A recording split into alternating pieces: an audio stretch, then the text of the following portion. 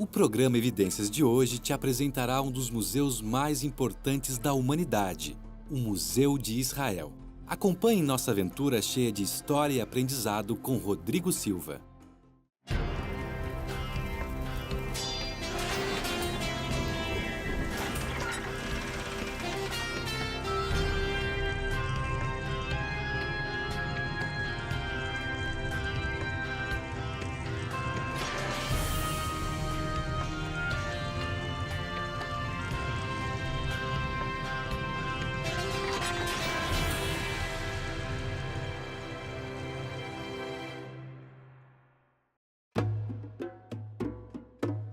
Essa parte que estamos no museu é chamada de Shrine of the Book, ou o Santuário do Livro. Ela é dedicada à coleção dos artefatos que foram encontrados em Herbet Qumran e relacionados aos manuscritos do Mar Morto. Vamos conhecer agora alguns objetos que foram encontrados ali na comunidade de Qumran, que possivelmente seria a comunidade dos essênios. Você imagina como eles mediam tempo naquela época? Como eram os relógios? Eu tenho um aqui, um relógio de sol. Esta pedra aqui que você está vendo, eles colocavam no meio dela um pedaço de madeira e o sol batia neste pedaço de madeira e projetava uma sombra nos vários graus que você vê aqui em volta. Assim eles sabiam medir as horas do dia, as épocas do tempo. É interessante que num dos manuscritos encontrados em Qumran, falando da profecia, diz que os tempos de Deus não conhecem tardança nem adiantamento. Isso está na regra da comunidade. Uma mensagem muito importante para nós que vivemos em tempos proféticos. Vamos continuar o nosso passeio. Um dos mistérios de Qumran é se eles realmente eram celibatários ou tinham famílias.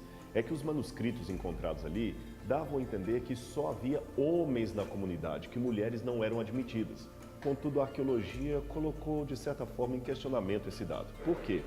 Encontraram ali, no assentamento de Qumran, vários utensílios de mulheres, inclusive joias, pentes e também cosméticos. Será que realmente havia mulheres no meio da comunidade? Um mistério para descobrirmos.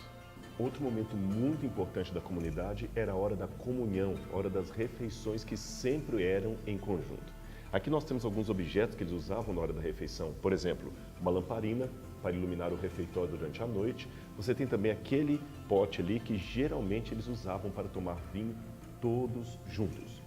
E me chama a atenção também uma menção que está aqui da regra da comunidade, que diz que os de Qumran estavam ali se preparando para a vinda do Messias. Olha o que eles escreveram. Então, aqueles que se tornarem membros da comunidade em Israel, de acordo com todas essas regras, serão separados da habitação dos homens injustos e irão para o deserto para preparar o caminho dele. Preparar o caminho dele. Interessante que João Batista, quando também começa pregando no deserto a mensagem da vinda do reino de Deus, perguntaram quem ele seria. E ele dizia que era aquele que estava preparando o caminho para a vinda do Senhor. Uma curiosa associação de ideias, não é mesmo? É muito comum vermos judeus modernos, especialmente judeus ortodoxos, fazendo oração diante do Muro das Lamentações, por exemplo, e tendo aqui no braço esquerdo e também na testa uma pequena caixinha contendo orações e porções da Torá. Isso é chamado de filactério. O curioso é que em Qumran eles também encontraram um filactério de 2000 anos. Ele está exatamente aqui. Isso demonstra que já naquela época o povo judeu tinha estas práticas, ou seja, não são coisas criadas pelo judaísmo moderno, pelo judaísmo de hoje, mas já existiam desde os tempos de Jesus. Os membros da comunidade Qumran não eram pessoas que ficavam ociosas o dia inteiro apenas lendo e fazendo orações, não. Eles também trabalhavam e trabalhavam duro. Ali os arqueólogos encontraram uma grande plantação de tâmaras e também indícios de que havia algum rebanho de animais na comunidade. Aqui estão várias tâmaras que foram encontradas no local e o carbono 14 aplicado a estas sementes ajudou a datar o assentamento e a data em que eles ficaram ali naquela região. Temos também algumas ferramentas originais que eles usavam para lavrar a terra e dela tirar o seu sustento todos os dias. Bem aqui estão dos vasos originais que continham manuscritos bíblicos e não bíblicos e que foram achados acidentalmente pelos beduínos ali nas grutas de Qumran. Acidentalmente ou providencialmente? Talvez a segunda hipótese, a segunda opção, seria melhor, porque aqui dentro estava um tesouro bíblico arqueológico tremendo.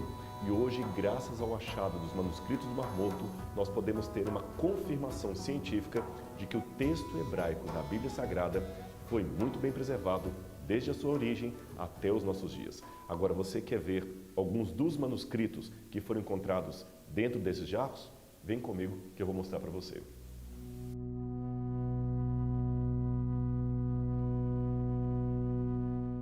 Quando a gente entra aqui nesse lugar, a gente compreende porque eles chamam de o Santuário do Livro. Veja essa cúpula, veja esse teto. Eles o fizeram de propósito, imitando uma das tampas daqueles vasos que tinham os manuscritos bíblicos. E logo aqui no centro, de maneira bem destacada, está a cópia do rolo de Isaías, o mais completo que foi encontrado em Qumran. Por que eles não colocaram o original aqui? Por razões óbvias de segurança e preservação do manuscrito. Mas ele está aqui numa facsímile, no mesmo tamanho, na mesma cor, na mesma forma daquele rolo que foi encontrado. O rolo era feito assim, eles pegavam várias peles de animais, faziam as páginas, iam costurando e o rolo então era colocado ali para ser lido, com um hebraico muito bem escrito, mostrando que a palavra de Deus foi devidamente preservada, desde a sua origem até os nossos dias. Está tudo aqui, é só olhar a Bíblia e as evidências da história. Mas tem mais coisa para mostrar para você.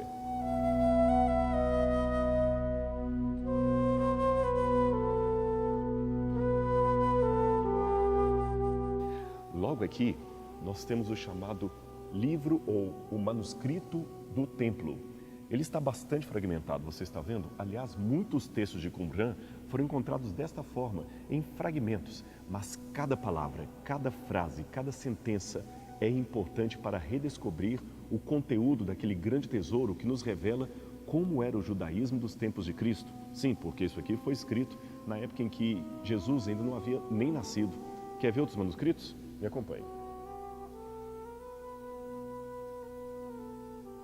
Esse aqui é um dos meus prediletos. É o Salmo de Ação de Graças, ou o Salmo de Agradecimento de Todá.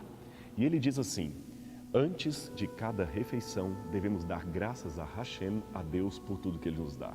Flávio Josefo já havia feito menção desses manuscritos. Ele escreveu certa vez, no seu livro Antiguidades Judaicas, o que nós podemos ler aqui.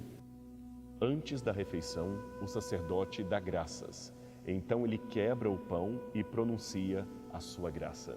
Como isto me leva a pensar em Jesus e a última ceia?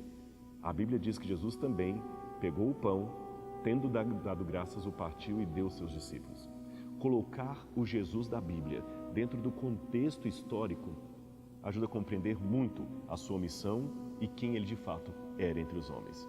Aqui nós temos então vários tesouros da arqueologia bíblica confirmando a veracidade da Bíblia Sagrada. Mas o Museu de Israel está só começando, tem muito mais coisa para mostrar para você. Vem com a gente!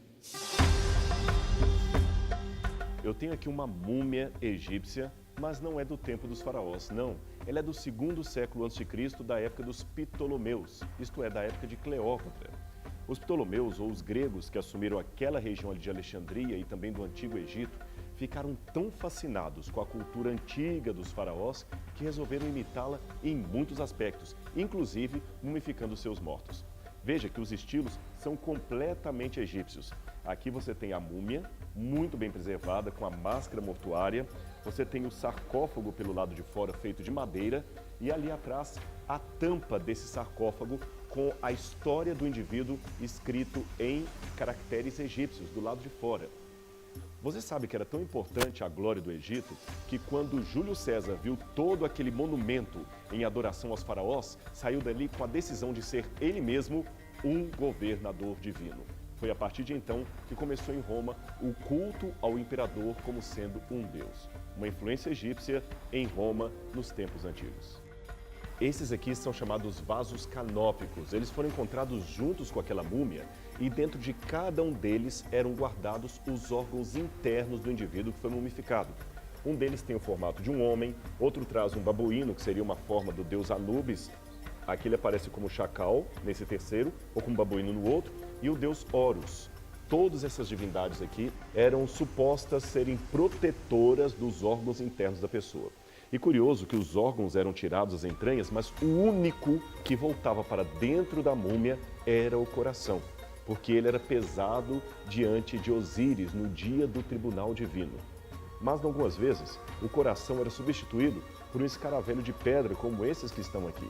No lugar do coração, eles colocavam esse amuleto para indicar que o indivíduo teria proteção e seria absolvido no juízo final, independente da vida que ele levara.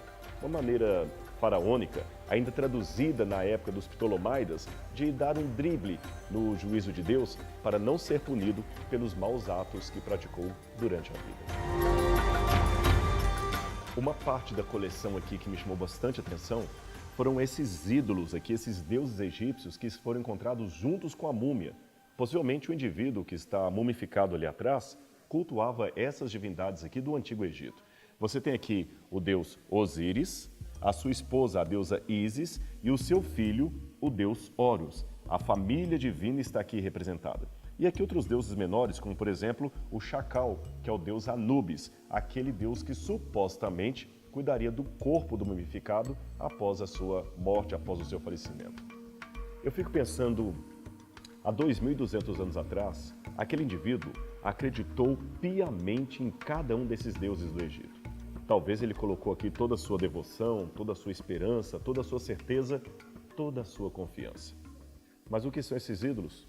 Hoje, apenas peças de museu. Agora, bem o oposto disso, o Deus de Israel, aquele que inspirou profetas, que inspirou a produção da Bíblia Sagrada, esse continua vivo, certo, sendo adorado até os nossos dias. Você não vai encontrar nenhuma estátua do Deus de Israel, nenhuma imagem em museu algum do mundo inteiro.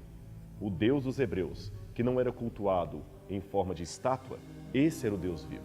Por isso o seu culto é o único culto verdadeiro, aquele que existe até hoje e durará para todo sempre.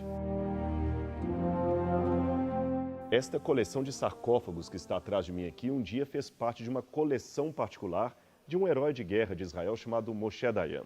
Mas não é da guerra que eu quero falar, e sim do aspecto arqueológico que esses sarcófagos nos revelam. São sarcófagos cananitas, mas o que nos chama a atenção é que toda a imagem deles é fenícia e lembra algo também dos egípcios. Ou seja, Canaã, na época da conquista militar, também era um lugar, um corredor de várias culturas que se comunicavam ali. Uma cultura fenícia, uma cultura egípcia e outra cultura propriamente dita cananita. E em meio a esse mosaico cultural, chegaram os hebreus para se assentarem na Terra Prometida. Agora, uma curiosidade dos sujeitos que foram sepultados aqui é que esses sarcófagos colocavam a pessoa morta em pé. Qual a razão disso? Não sabemos. Talvez para facilitar a posição.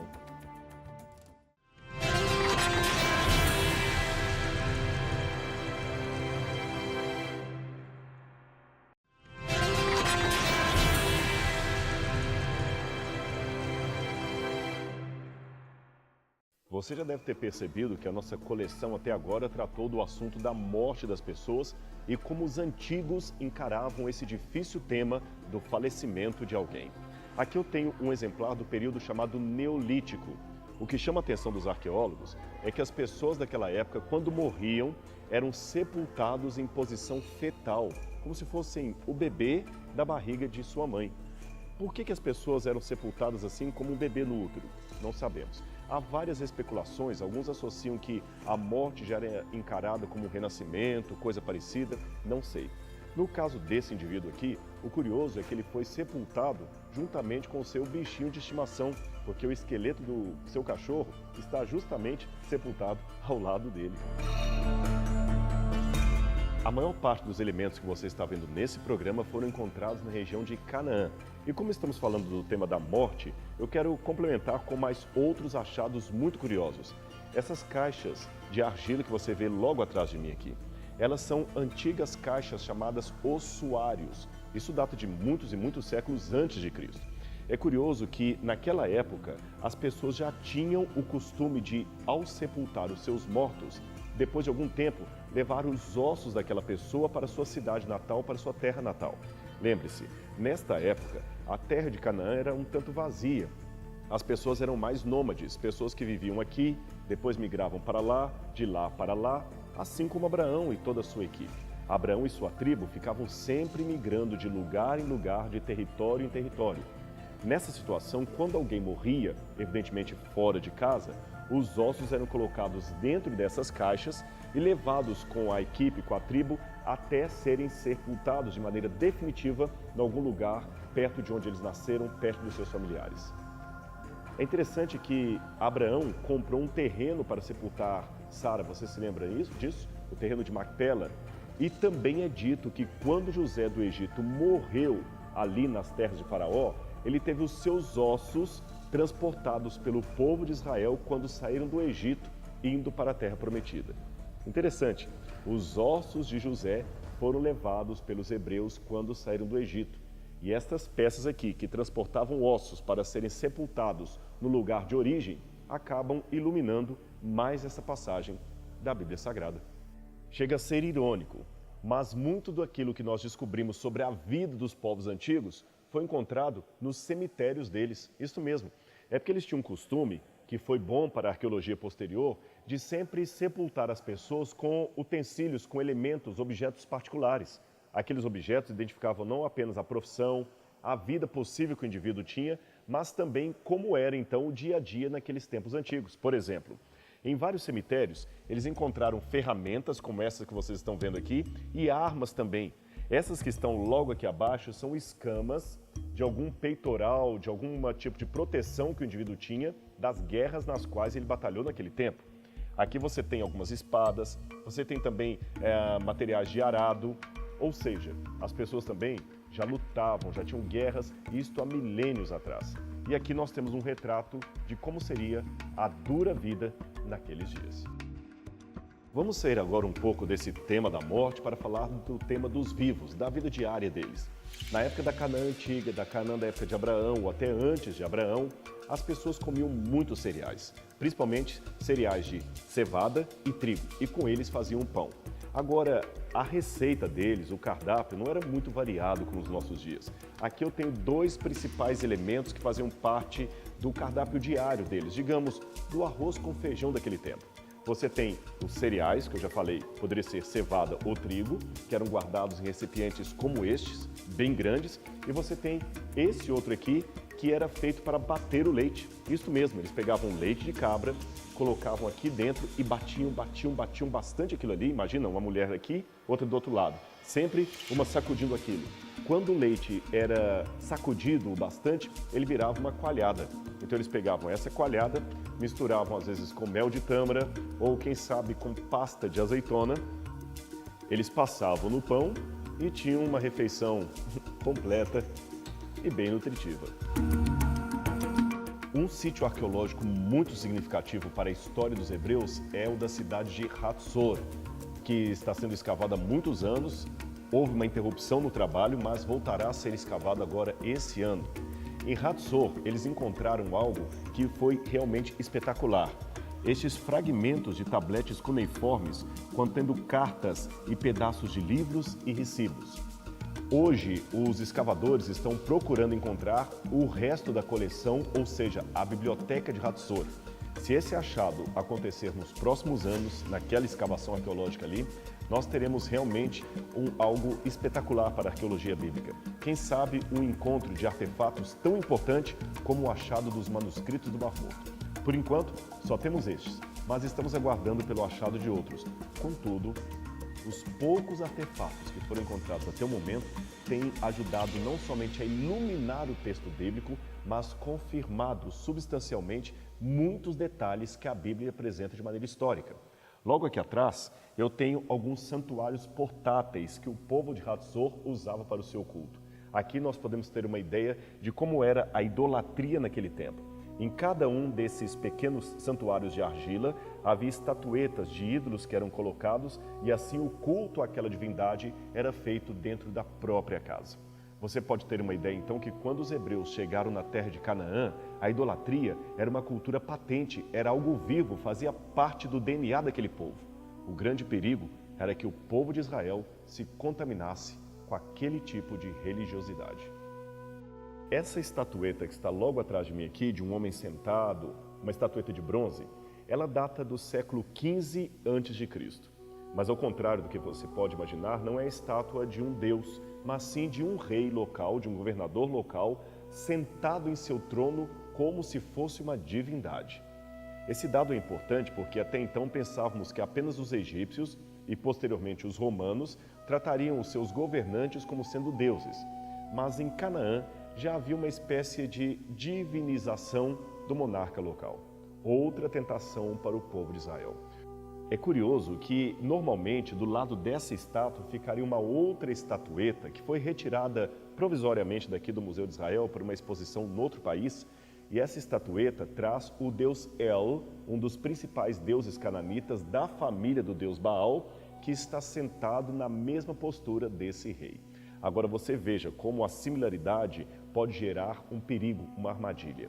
Os hebreus também chamavam o seu deus de El, que é Deus em hebraico. E o deus da família de Baal também era El, e ele se assentava num trono. E agora você tem a estatueta de um rei também sentado num trono. Percebeu que o povo de Israel entrou em Canaã, mas sofrendo grave risco para sua fé? Se eles não mantivessem a sua espiritualidade muito firme no Deus de Abraão, de Isaac e de Jacó, certamente eles cairiam, como, aliás, caíram em várias partes da sua trajetória.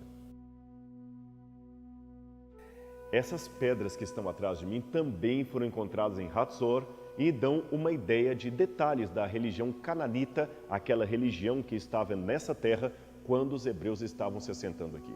São pedras culticas, muitas delas têm entalhes sagrados, mostrando mãos erguidas até o céu, adorando o sol, adorando as estrelas. Essas pedras são chamadas de Masebot ou Masebá em hebraico. Nós falamos dessas pedras quando tivemos um programa sobre Tel Dan.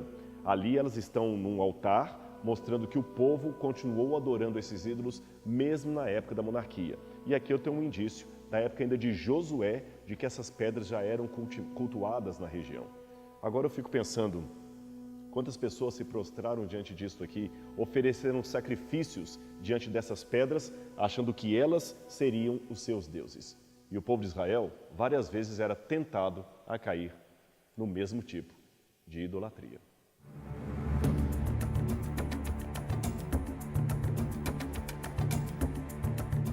Essa pedra de basalto aqui realmente é um achado muito importante, muito interessante, e nós já falamos dele para você. Ele foi descoberto no sítio arqueológico de Tel Dan, você se lembra? Pelo famoso arqueólogo Avram Viran. Ela traz várias linhas escritas em antigo aramaico e numa delas menciona-se a expressão Beit David, casa de Davi. Beit David ou casa de Davi é uma expressão bíblica para se referir à dinastia de Davi. Aqui mencionam-se alguns descendentes de Davi que estavam no trono. Esta pedra, a comemoração de uma guerra contra Israel, feita, desta vez, pelo lado daquele que era inimigo de Israel. E o curioso é que ele reconhece a existência de uma dinastia no trono de Israel que era descendente de Davi. Uma comprovação arqueológica de que Davi existiu, não era um mito, como muita gente acreditava. Aqui atrás de mim tem muitas peças pequenas que eu vou precisar do detalhe da câmera para que você possa ver. São peças feitas de marfim e que faziam parte da casa de alguém muito rico que morava em Nimrud, lá onde ficava a antiga Assíria. Mas o que essas peças podem me ajudar a esclarecer o texto bíblico, ou pelo menos a iluminá-lo? É interessante que elas datam da mesma época em que o rei Acabe estava governando o norte, a parte de Israel. E a Bíblia fala que Acabe tinha uma mulher terrível, chamada Jezabel. Você deve conhecer a história pela Bíblia. E diz que Jezabel, logo que viu o seu poder saindo de suas mãos, ela sabia que ia ser morta pelo povo que estava revoltado contra ela. A Bíblia fala algo muito curioso, que Jezabel pintou os olhos e correu para uma janela. Quem lê isto rapidamente na Bíblia pode não entender o que está por detrás dessas palavras, mas pintar os olhos e ir para uma janela é ficar como uma garota de programa, como uma prostituta, como uma mulher sedutora. Foi isso que Jezabel fez. E o que tem essas peças de marfim a ver com esta história, com esse episódio da vida de Jezabel? É que uma delas em particular mostra justamente uma mulher com os olhos pintados e posicionando-se diante de uma janela.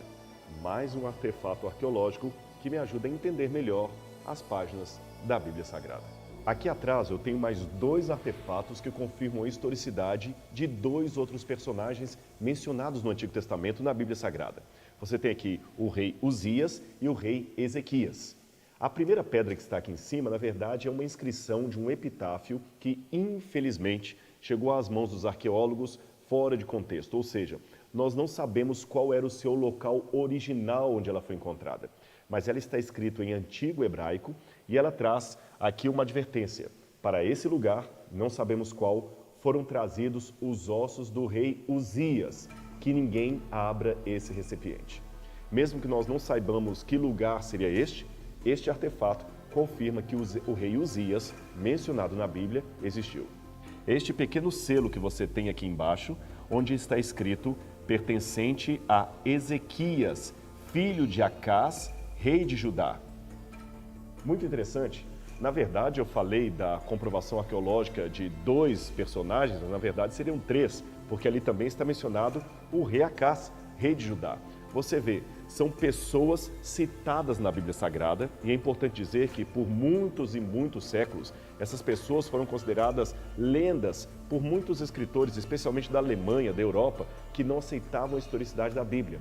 Mas aos poucos, a pá dos arqueólogos tem demonstrado que as histórias da Bíblia são reais, são procedentes, não são uma fábula.